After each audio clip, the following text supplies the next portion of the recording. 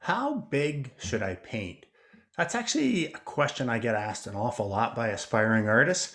And it might seem like a bit of a silly question, like what difference does it matter what size you paint?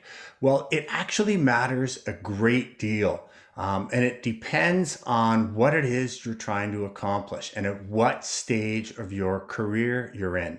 At a certain point in your career, it makes sense to paint a lot of small paintings.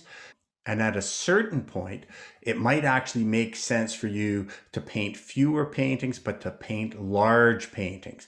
Well, when and how do you determine what size you should be painting? That's what I'm going to talk to you about today.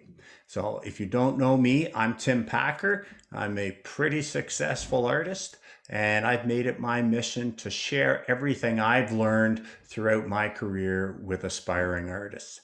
Now, if you've seen my content before, you like my content, and you'd like me to keep producing videos like this, you could do me a really big favor. You could hit that subscribe button. You can give me a thumbs up, and you can actually click on the little bell if you want to be notified of when I release new videos.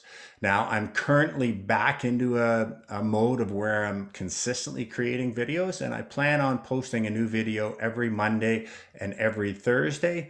And this channel is for those who are aspiring artists who actually dream of making a successful career out of creating and selling their art. So back to the initial question, what size paintings should you paint? Well, here's my opinion on that. When you're starting out, the most important thing that you should be focusing on is learning new skills, learning more about composition, learning new techniques, trying new things.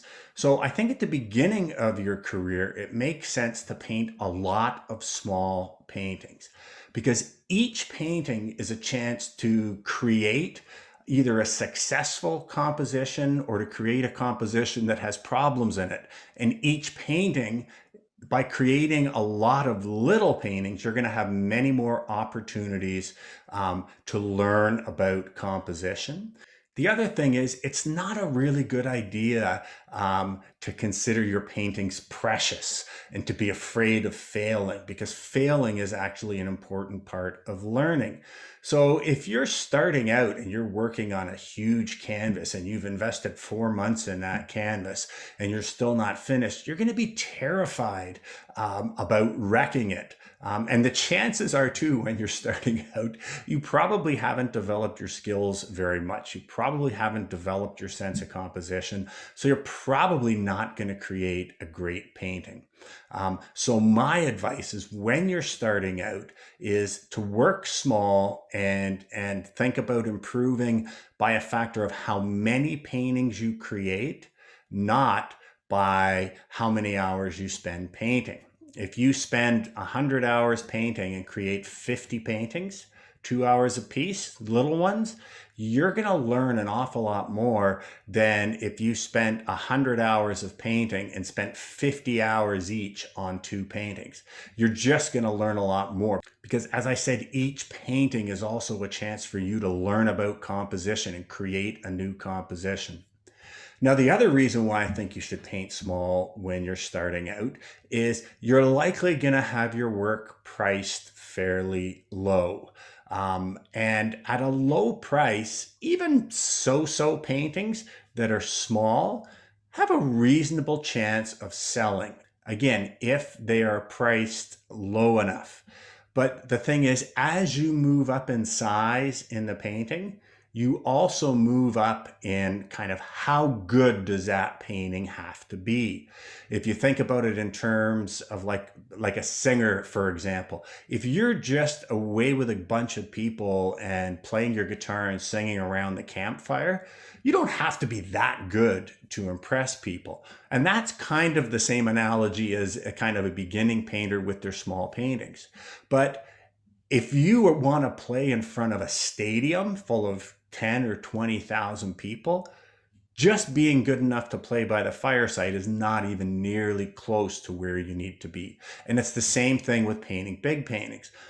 Because a small painting is likely just going to be a little accent piece. It's not going to draw a lot of attention to itself. If you create a big painting, and by this I'm thinking about, 3 feet by 6 feet or 4 feet by 8 feet, it is going to be the focal point in likely a very large room on a very big wall.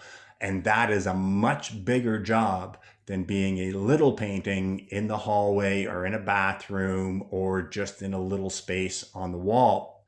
And so you can get away with minor errors and mistakes and weaknesses in small paintings, but you can't get away with that on great big huge paintings. The bigger the painting, the more magnified any weaknesses or flaws in it are going to be. So as I say, when you're starting out, you're just not likely going to have the skill set that it requires to create a great large painting.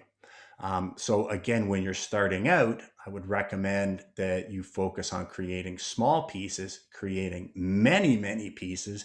And as your competence and confidence increases, and as people start responding to your works and your small works, then it's a good idea to start scaling up the size of your paintings. And I would do that slowly because it's a very different thing working on a 4 foot by 7 painting as opposed to a 16 by 20. So what I would say is you never want to kind of more than double the size of the painting until you're competent and confident in that size. So if you're competent in little 12 by 12s, then I'd go up to like an 18 by 24. And then if you're confident in that, then you might go to a 24 by 30.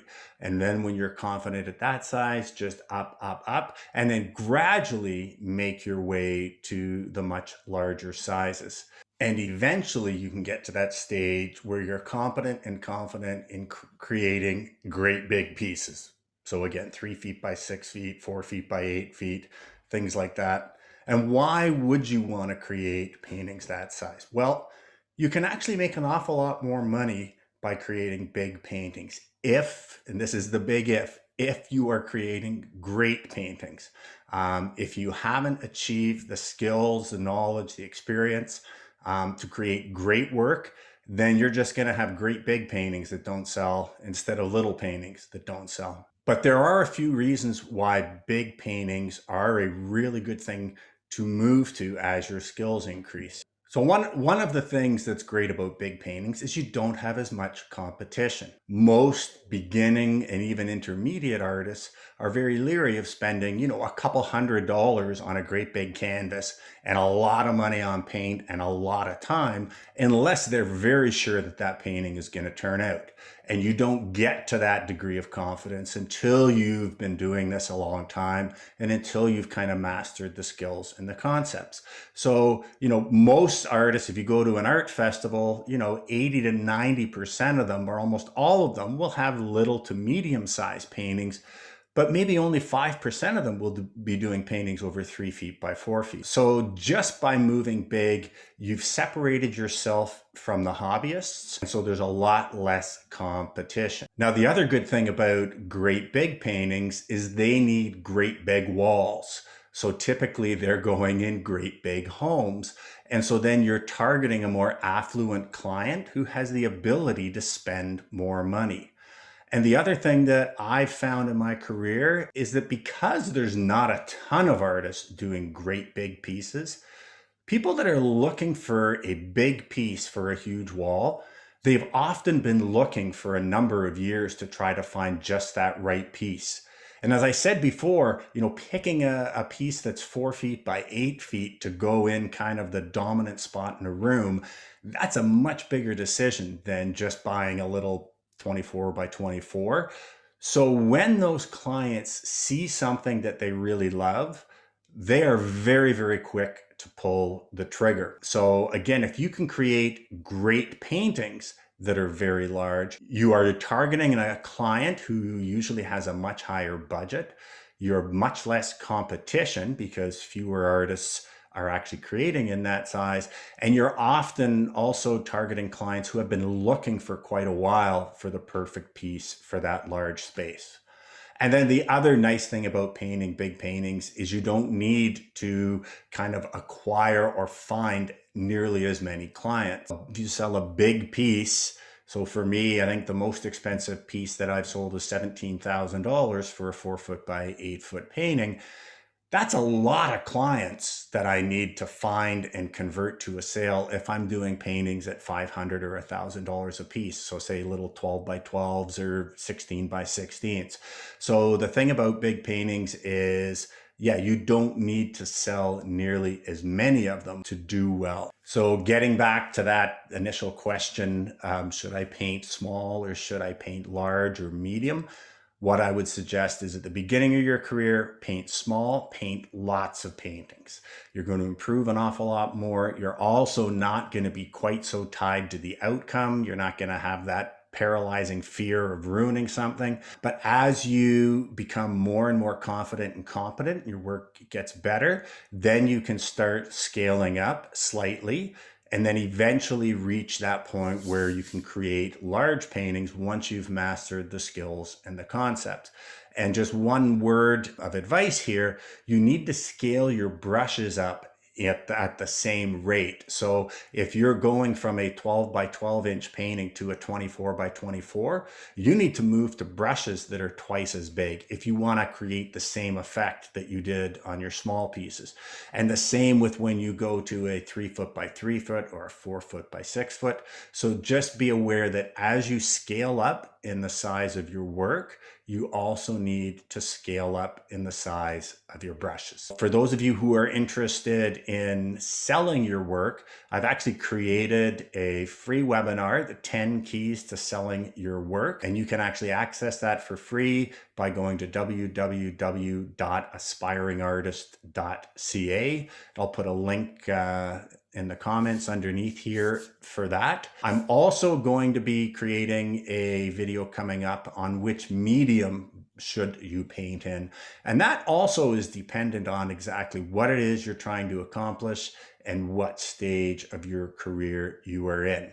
So I'll put that up on the end card. I hope you have found this helpful. If so, please hit the subscribe button, give me a thumbs up, and I will see you next time.